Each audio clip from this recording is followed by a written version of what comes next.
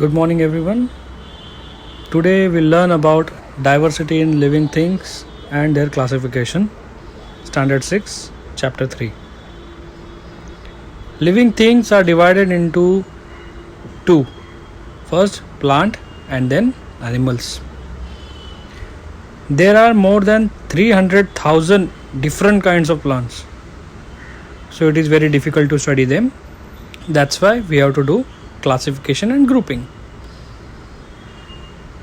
सजीव वस्तू ह्या दोन प्रभागामध्ये डिवायडेड आहेत. एक आहे प्लांट आणि दुसरं आहे ॲनिमल. ह्यांची स्टडी किंवा अभ्यास चांगल्या पद्धतीने करता यावा ह्यासाठी त्यांचे वर्गीकरण करणे आवश्यक आहे.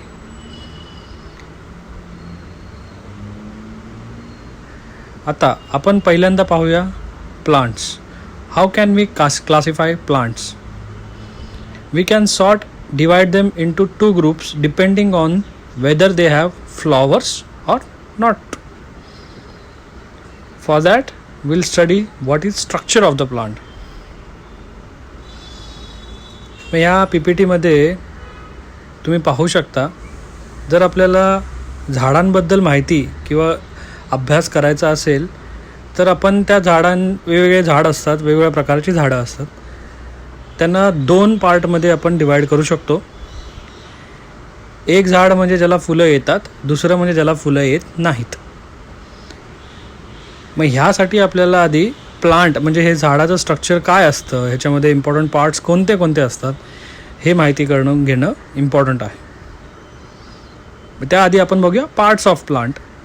त्याच्यामध्ये तुम्ही बघू शकता flower, leaf, steam, fruit and root.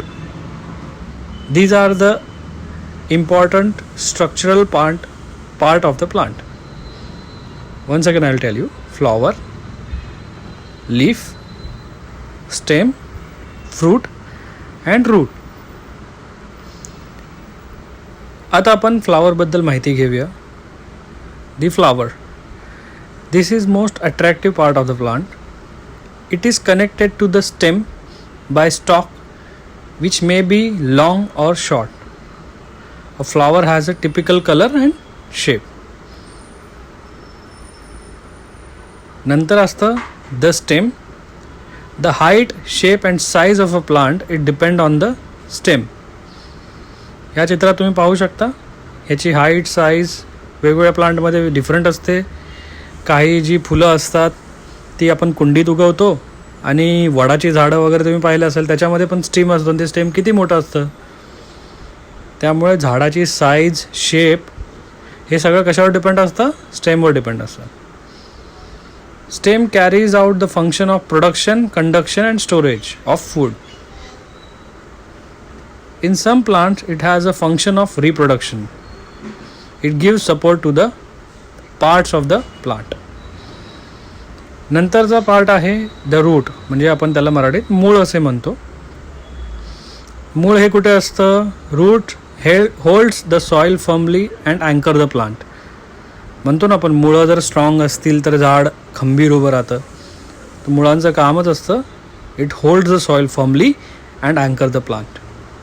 The main function of the roots are to absorb and transport water and nutrition from the soil. Main function काय आहे त्यांचं? ॲब्झॉर्ब अँड ट्रान्सपोर्ट वॉटर, म्हणजे पाणी शोषायचं आणि ते वरचे जे पार्ट आहेत ना त्यांना पोचवायचे. The root of the carrot and radish also store food. There are two types of roots are tap root and fibre root. नंतर आपल्या सगळ्यांचा आवडता पार्ट झाडांचा कोणता? सगळ्यांना फळ आवडतं की नाही? तसंच the fruit. Fruits have a different shapes. Fruits contain one or more seed. काही फ्रूटमध्ये एक बी असतं, काहीमध्ये अनेक असतात. The pots of the beans and peas are actually fruit. Fruit protect seeds. Okay. Now the leaf. Leaf is flat. It plays an important role in production of food. Leaves are mainly of two types, simple and compound leaves.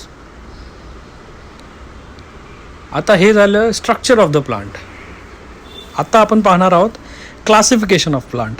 म्हणजे structure तर तुम्हाला समजलं, आता आपण ह्याला कसे classify करू की बाबा हे प्लांट कोणतं आहे, म्हणजे औषधी वनस्पती किंवा फ्रूटसाठी किंवा प्लांटेशन म्हणजे फॉर फार्मिंगसाठी कोणते, हर्ब कोणते, क्रीपर्स कोणते, क्लाइंबर्स कोणते, हे आपण आता ह्याच्यामध्ये शिकणार आहोत. First classification is herb. Herb is non-woody plant that has green and tender stem with the few branches. It is usually short and has very short life. Herbs have variety of uses like adding flavor to food, providing medicine for diseases, some of the spiritual touch. म्हणजे यांचं main काम आहे ते flavour द्यायचा फूडसाठी, म्हणजे गरम मसाला वगैरे ह्याचा उपयोग औषधांसाठीही होतो. आणि काही ठिकाणी आपण स्पिरिच्युअल गोष्टी म्हणजे देवाला वाहायला वगैरे आपण ह्याचा वापर करतो. Herbs have variety of uses. Mustard, tulsi, thyme, oregano are some of the herbs we know. Next आहे shrub. Shrub is taller than herb and has a stem branching out at its base. Shrub is bushy plant. जे झाडे झुडपे असतात ना, झुडपे असतात त्यांना shrub असे म्हणतात. Generally the stem of the shrub are not hard but thick. A common place where shrubs are grown is known as shrubbery. अशा प्रकारे श्रब हे जे क्लासिफिकेशन आहे प्लांटचं त्याच्यामध्ये आपण हे पॉईंट्स वाचू शकतो. नेक्स्ट क्लासिफिकेशन आहे tree. A tree is a woody plant that has a many branches on a single stem. आपण बाहेर पाहिलं की बरेच झाडं झुडपे दिसतात. मेन त्याचं खोड असतं, नंतर ब्रांचेस असतात, फांद्या वगैरे असतात. Normal tree classification. Trees have long life span.